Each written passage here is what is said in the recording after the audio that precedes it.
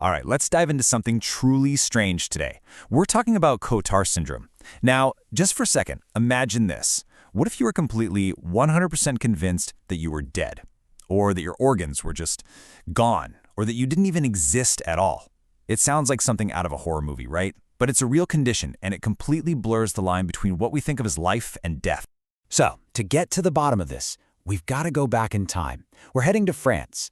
The year is 1880. A neurologist there is about to meet a patient who's going to present a medical puzzle so bizarre, so profound, that people will still be talking about it more than 100 years later. This is where it all started, with the very first documented case, a woman known to history only as Mademoiselle X.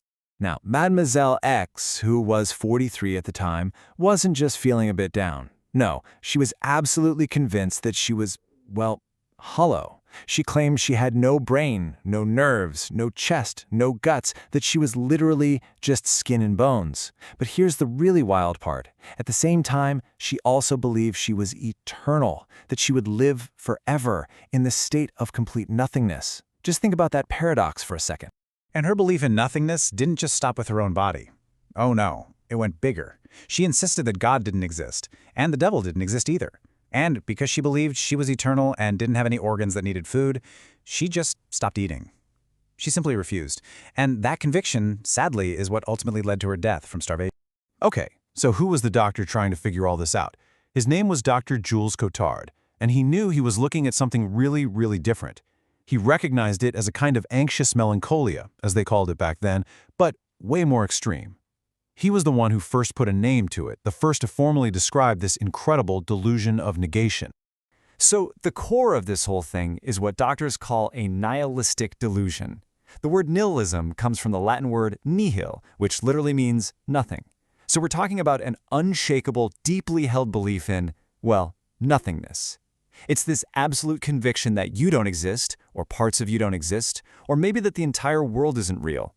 Cotard's original name for it was pretty fitting, délire de négations, the delusion of negations. And believe me, this delusion can show up in some really extreme ways. We're talking way beyond just feeling dead. A patient might insist they don't have a stomach, or deny their own name, or, like we saw with Mademoiselle X, deny basic realities about the world, about biology, about everything. It's a complete and total rejection of reality as we know. So this left the medical world with a huge question, one that would puzzle psychiatrists for decades after Cotard was gone. Had he actually discovered a totally new disease? Or was this whole delusion of negation thing just a really, really bizarre symptom of something else, like psychotic depression? For more than a century, nobody could really agree. The debate just went on and on. Okay, let's fast forward, way forward. We're jumping ahead to 1995. After 100 years of debate, two researchers, Barrios and Luque, decide to come at this old problem from a completely new angle. They said, okay, enough anecdotes. They went out and gathered 100 different documented cases of Cotard's, and for the first time ever, they ran the numbers. They did a full statistical analysis. Yeah, this is the paper right here. Their whole idea was to look at a century's worth of data, to finally see if there were real objective patterns. They wanted to know, what symptoms tend to show up together. Is there some kind of common thread that links all these different patients? It was time to find out. And looking at this timeline, you really get a sense of why their work was such a big deal. You have the first description back in 1880, and then basically 100 years of just talking about it, speculating, debating. This 1995 study was a total game changer. It was the first real attempt to bring actual data to the conversation and figure out what this syndrome was all about. So the big question is, what did they find? What happened when they finally crunched all those numbers? Well, for the first time, some really clear patterns started to pop out from all those old stories and case files. They started to get a much clearer picture of who gets this and what it actually looks like. Okay, the first big discovery was a bombshell. A whopping 89% of the patients in the study also suffered from depression. 89%. That's huge. It basically proved that Cotard's isn't some weird separate thing floating out there on its own. It's deeply, profoundly connected to severe mood disorders. So what about the specific delusions? What were people actually denying? Well, the data showed that the most common delusion, at 86%, was denying the existence of their own body parts. I don't have a stomach, or my brain is gone. right behind that, at 69%, was denying their own existence altogether. Just, I am not here. I do not exist. But wait, there's more. It wasn't just about nihilism and depression. They found a whole cluster of other major symptoms that were super common too. We're talking about high levels of anxiety in 65% of patients and intense feelings of guilt in 63%. Plus, you had hypochondriacal delusions in over half of them, and that bizarre paradox again, delusions of immortality, popping up in 55% of cases. It's a whole constellation of symptoms. But here's what might be the single most important thing they discovered. It turns out Cotard syndrome might not be just one thing. They used this cool statistical method called factor analysis.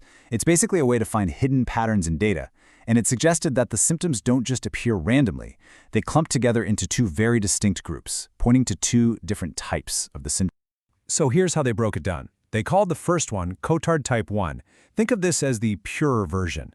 It's all about those nihilistic delusions, but, and this is key, without all the depression and anxiety. It's more like a primary delusional disorder. Then you have Cotard type 2. This is the mixed version. Here the delusions of nothingness come packaged with all that other stuff, severe anxiety, depression, guilt, even hallucinations. This is the one that's really tied to mood disorders. So what does this all mean at the end of the day?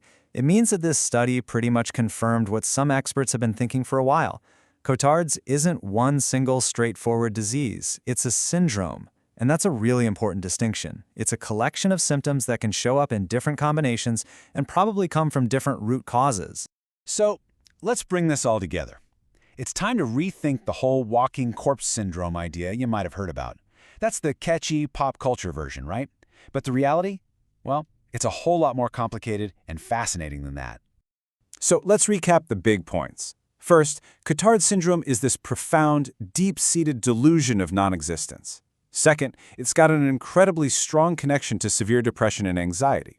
And maybe most importantly, it's not a monolith. It's not just one thing. There seem to be at least two different types, which is why we call it a complex syndrome, not a simple disease. And all of this leaves us with one last really big question to chew on. Because this isn't just some weird medical curiosity, is it? It's a genuine philosophical puzzle. It proves that the human brain has the power to completely dismantle its own sense of reality. So if your mind can convince you with absolute certainty that you don't even exist, what does that say about what the self even is? What is this consciousness that we all just take for granted every single day?